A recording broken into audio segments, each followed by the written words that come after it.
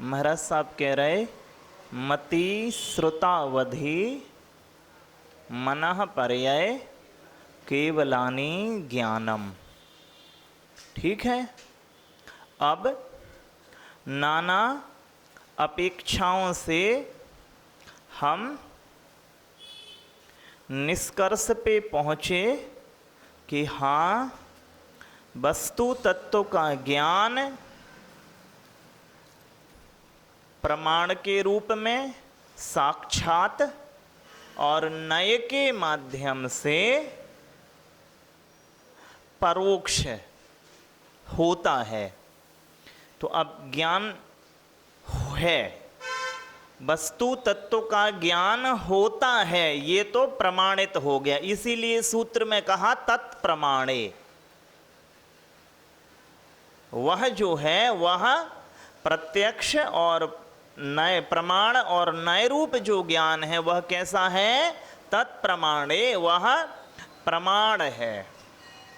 तो चाचा प्रश्न है, क्या जो ज्ञान हमें बनता है सभी में देखने में आता है, तो क्या सभी में ज्ञान की कोटियां समान होती हैं? ज्ञान की कोटियां समान नहीं होती हैं।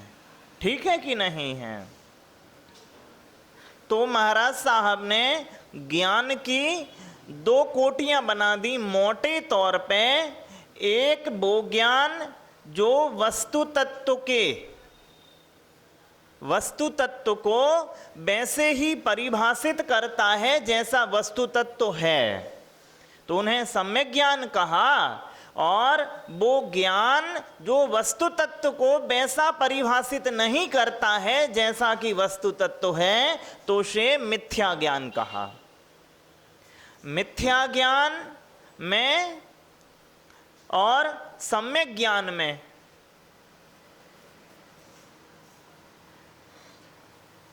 मुख्य कारण क्या है? पात्र की योग्यता। पात्र योग्य है तो ज्ञान में सम्यकपना है, और पात्र अयोग्य है तो ज्ञान में असम्यकपना है। तो पात्र की अयोग्यता के आधार पे तीन ज्ञान आचार्य महाराज साहब ने कहे, मति, श्रुत और अवधि।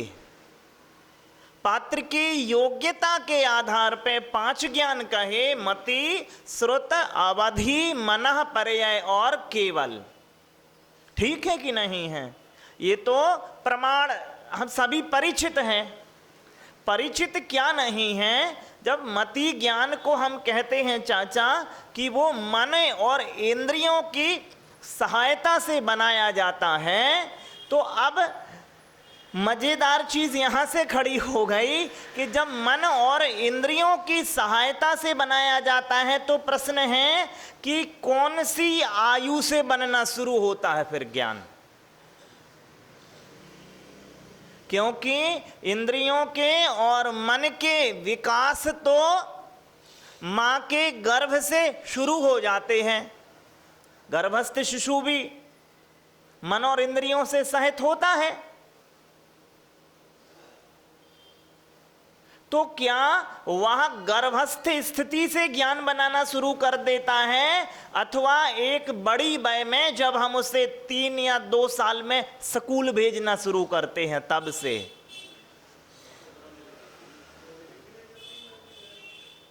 नहीं, तो हम एक जीवन के संबंध में कह रहे।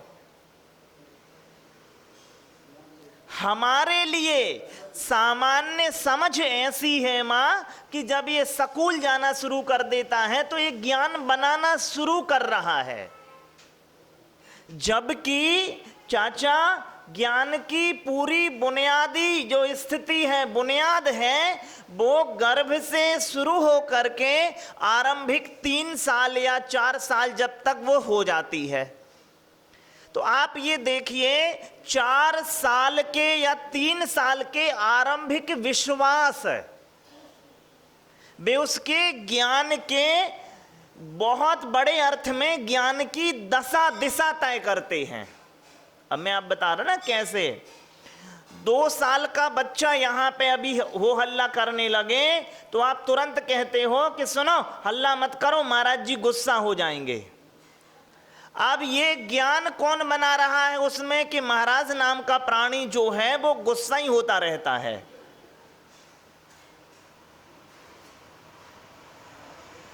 ये मत करो, नहीं तो ज्यादा देर बाहर मत खेलो, नहीं तो भूत आ जाएंगे। अब क्या आप सोच रहे हैं, और देखिए बहुत अच्छी बात है मां कि उस उम्र में उसका सबसे विश्वसनीय माध्यम जो है वो ये कह रहा है क्या, वो मति ज्ञान के आधार पे मन और इंद्रियों की सहायता से ज्ञान तो बना रहा है। अब आप ये देखिए कि उस कोरी स्लेट पर आप चीजों को किस प्रकार से रेखांकित कर रहे हैं, ठीक है कि नहीं है। एक तो पिताओं का दान उसे बुरे अर्थ में मिल रहा है, माओं का दान बुरे अर्थ में मिल रहा है, तो चाचा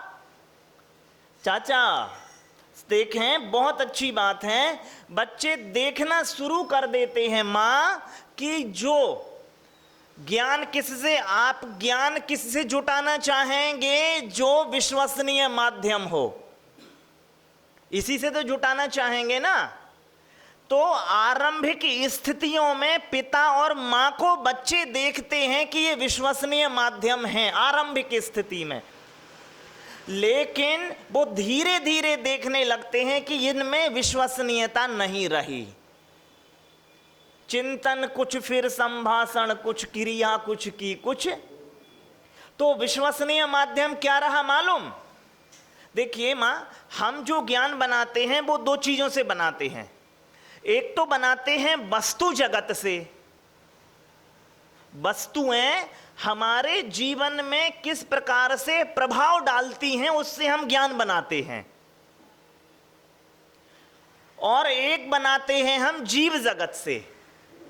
तो वो बच्चा जो शिशु है वो देखने लगता है महाराज साहब कि जो वस्तु जगत से ज्ञान बनाया जा रहा है उनमें स्थायीपना है। आग ने कल भी जलाया था तो पता हो गया कि अब ये परसों भी जलाएगी और तरसों भी जलाएगी, लेकिन तो वो वस्तु में अपना स्थायी धर्म है कि नहीं है। लेकिन व्यक्ति में वस्तु जो है, आग प्रमाणभूत है कि कल जलाया था तो परसों भी जलाएगी और तरसों भी जलाएगी, लेकिन व्यक्ति में इतनी प्रामाणिकता नहीं है कि जैसा ये आज है वैसा ही कल रहेगा और वैसा ही परसों रहेगा। तो बच्चों ने, हमने विश्वसनीयता खो दी किससे, जीव जगत से, और आदर भर गया हमारी आंखों में वस्तु जगत का, क्योंकि उसमें स्थिर धर्म है।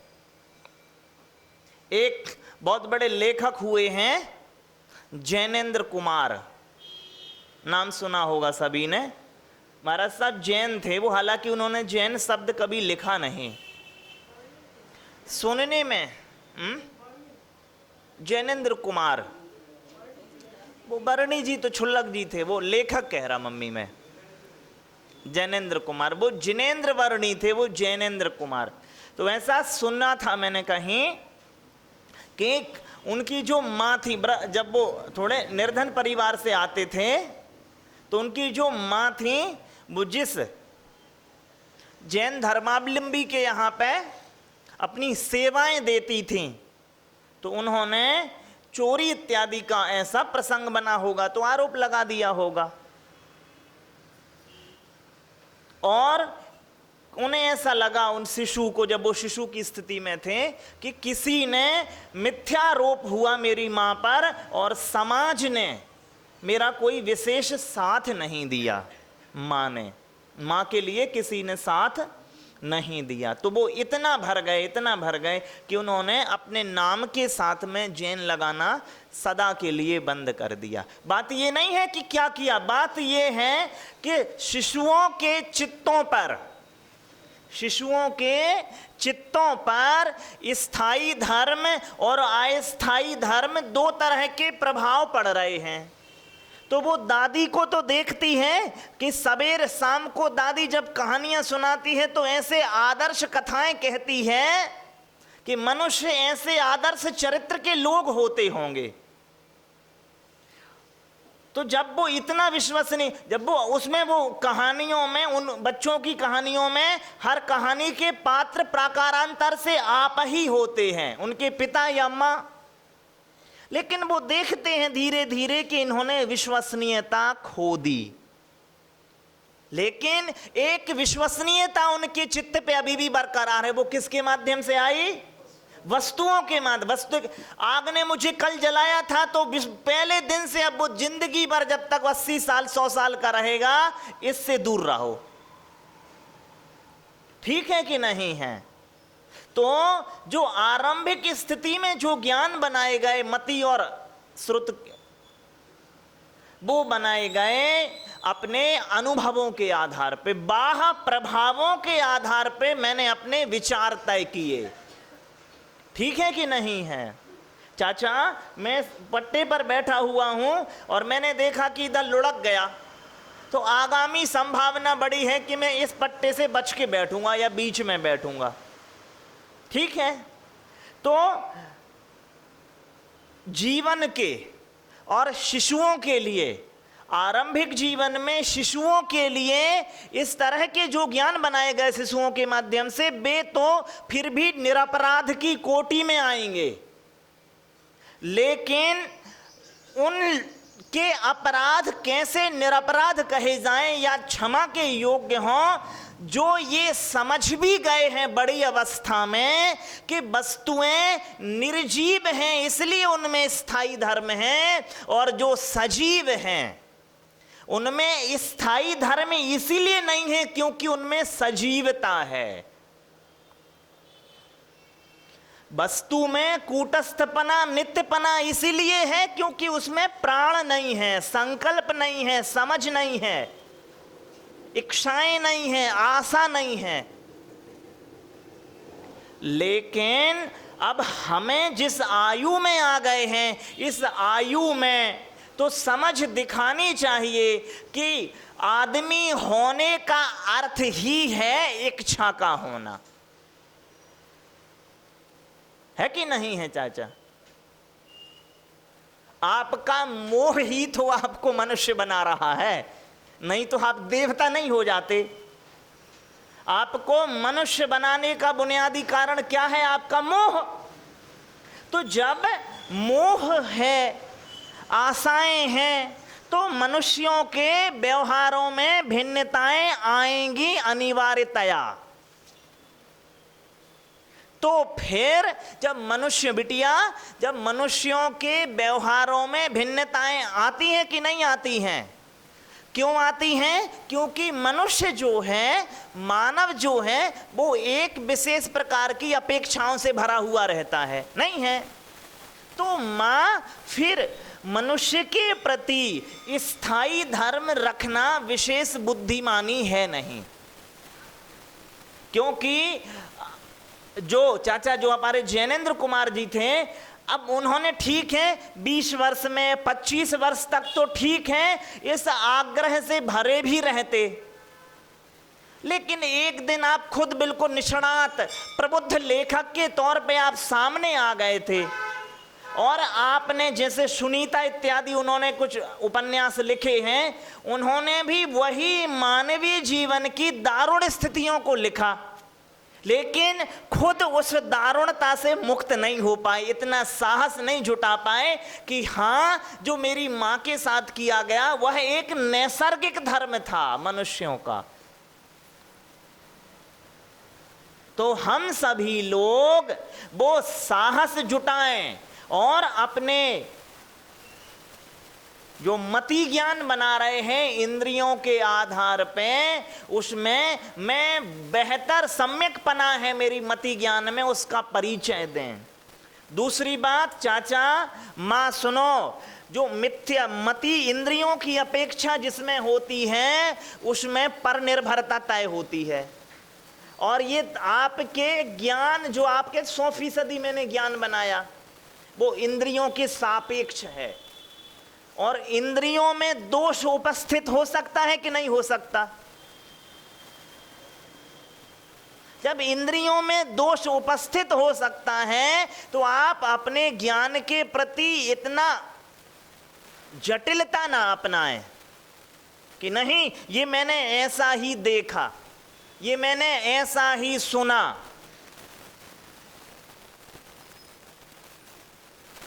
बाबूजी, क्योंकि एक पंक्ति आती है, या विद्या सा विमुक्त ए, या सा विद्या या विमुक्त ए, कि विद्या वही है जो मुक्ति दे।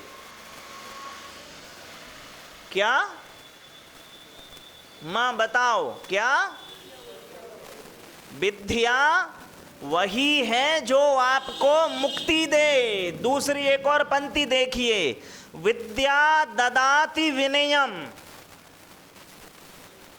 विद्या विनय लाती है। तो आपको जो आपका और मेरा जो उपलब्ध ज्ञान है, दो प्रश्न हैं, क्या वो आपको मुक्ति दे रहा है? बताइए मां। नहीं दे रहा। तो और क्या कह रहा है? सा विद्या या विमुक्ता, विद्या वही जो मुक्ति दे। मां मुक्त हो गई क्या उन आग्रहों से? और विद्या दूसरा लक्षण क्या है विद्या का? विद्या ददाति विनयम, विद्या विनय देती है। विद्या के दो लाक्षणिक चिन्ह हैं। अब आप देखिए कि आप में विनयता आई, विनयशीलता आई कि नहीं आई आप में? हाँ, आप में आई विनयशीलता। कौन सी विनयशीलता आई? जो मुनि महाराज जी सुनाते हैं। क्या सुनाते मुनि महाराज जी? नमन नमन का फेर है। क्या?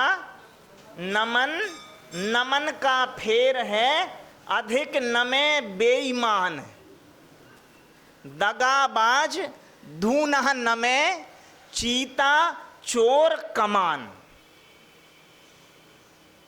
अरे नमन नमन में, विनय विनय में भेद है कि नहीं है? जो बेईमान होगा वो दुगनी विनय करेगा।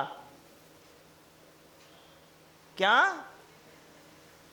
फायदा दिखाने वाले बड़ा नुकसान करके जाते हैं, मार्केटिंग करने वाले। तो चोर है तो वो और भी ज्यादा नमेगा। चीता को शिकार करना है तो यूं झुक के उछलेगा, और तीर कमान जितना झुकेगा उतने। तो हमारी विनय इस तरह की है। और जबकि होनी कैसे चाहिए थी? विद्या ददाति विनयम। और उस दिन वो गुरु पूर्णिमा पे महाराज साहब कह रहे थे कि गुरु कहते हैं सज्जनों को और दुर्जनों को भी कहते हैं भाई गुरु आदमी है, बच के रहियो। कहते हैं कि नहीं कहते कि गुरु बहुत गुरु आदमी है ये? तो मां एक अंतिम पंक्ति है कि श्रद्धा के अभाव में, श्रद्धा सम्यक दर्शन, श्रद्धा के अभाव में की गई विनय घातक होती है। क्या होती है मां? श्रद्धा के अभाव में की गई विनय घातक होती है। तो मति ज्ञान जो आप बना रहे हैं, अपने खुद के पर्यवेक्षक बने रहें हमेशा हमेशा कि ये अज्ञान की कोटि में जा रहा है या ज्ञान की कोटि में जा रहा है। आप खुद ही तय कर लोगे कि हाँ मैं कितना आदर का पात्र हूं परिवार में। खुद ही चाचा हर आदमी अपना तय करने वाला है। तो अब पूज्य महाराज साहब विराजमान हैं। महाराज साहब से एक आखिरी बात कह दूं, चलो मुझे याद आ गई। महाराज साहब सुनाते हैं, खूब भूमिका भी बन जाएगी महाराज जी।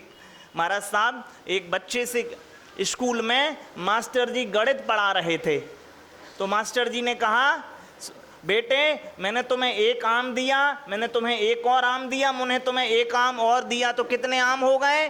वो कह रहा 4 आम हो गए। मास्टर ने फिर समझाया, मैंने तुम्हें एक आम दिया, मैंने तुम्हें एक और आम दिया, मैंने तुम्हें एक और आम दिया, तो कितने आम हो गए? अरे 4 आम हो गए।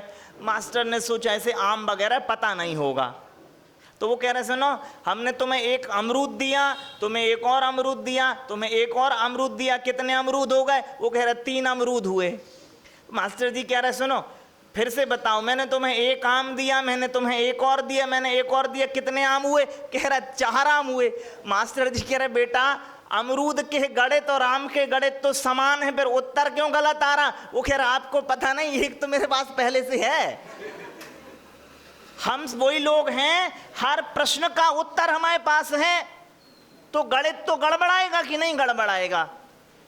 महाराज जिस अपेक्षाओं से समझाते हैं, आप अपने परिवार को बीच में घुसेड़ के वो अपेक्षाएं खराब कर देते हो। महाराज आप ठीक तो कह रहे हो, क्षमा मांगना अच्छी बात है, लेकिन क्या उनसे भी मांगे जो करते ही नहीं हैं? आपने अपेक्षा ठूस दी अपनी कि अब तुझे मांगनी नहीं है। महाराज हम तो मन से मांग लिया है, क्या मांगना जरूरी भी? हम तो जय जिनेंद्र कर लेते हैं, अपना मन तो साफ हो गया। भाई तू खुद को एक्सक्यूज दे रही है, कुछ भी साफ ना हुआ तुम्हारा। तो ये आम मत घुसेड़ो बीच में। जो महाराज जी कह रहे हैं उनकी समझ को एक बेहतर की दिशा में ले जावे। अभी नहीं तो अरे महाराज को क्या पता, सन्यासी आदमी हैं, परिवार में कितने पचड़े हैं। आपने मतलब खुद को जस्टिफाई कर लिया आपने। क्या महाराज का ज्ञान आप तक पहुंचते पहुंचते वो गड़बड़ाएगा ही गड़बड़ाएगा, और बाद में ऐसे गड़बड़ाता है। जब घरों में लड़ाई, महाराज ठीक कह रहे थे बिल्कुल, ये जो तुम क्रोध कर रहे हो यही लक्षण है मिथ्या दृष्टि के। वो ज्ञान पूरा क्या हुआ? महाराज जी का प्रवचन भी आपके लिए ऐसा हो गया कि हाँ न, बच्चों बहुत खास करके देखो क्रोध कर रहे हैं, आज ही प्रवचन सुन के आए। एक व्यक्ति कह रहा महाराज साहब को मिला दिल्ली में, वो कह रहा महाराज साहब ने पूछा क्यों आप अभिषेक नहीं करते? महाराज अभिषेक पहले करते थे, अब नहीं करते। क्यों? मंदिर में ना खूब लड़ाई होती है, तो अब इन्हें आना बंद कर दिया। महाराज ने कहा सुनो, दुकान पे नहीं होती क्या? अरे दुकान पे भी तो लड़ाई होती है, वहां भी जाना बंद करो। नहीं, वहां जाना बंद नहीं करेंगे, इधर आना बंद कर दिया। तो ये अपेक्षाएं लग, महाराज के प्रवचन का भी वो मिथ्या ज्ञान हो जाता है, वो ठीक नहीं है। बोलिए पूज्य मंगलानंद सागर मंगल सागर मुनि महाराज की जय। पूज्य महाराज द्वय मुनि महाराज साहब से निवेदन करेंगे, अपने मुखारविंद से कृतार्थ करें, हाथ जोड़ लेंगे सभी लोग। हे स्वामी अज्जेमी पूज्येमी वंदामी नमस्सामी, दुख कहो कम्मक कहो बोहिलाओ सुगैगमणम समाहि मरणम जिन गुण संपत्ति हो मध्यम।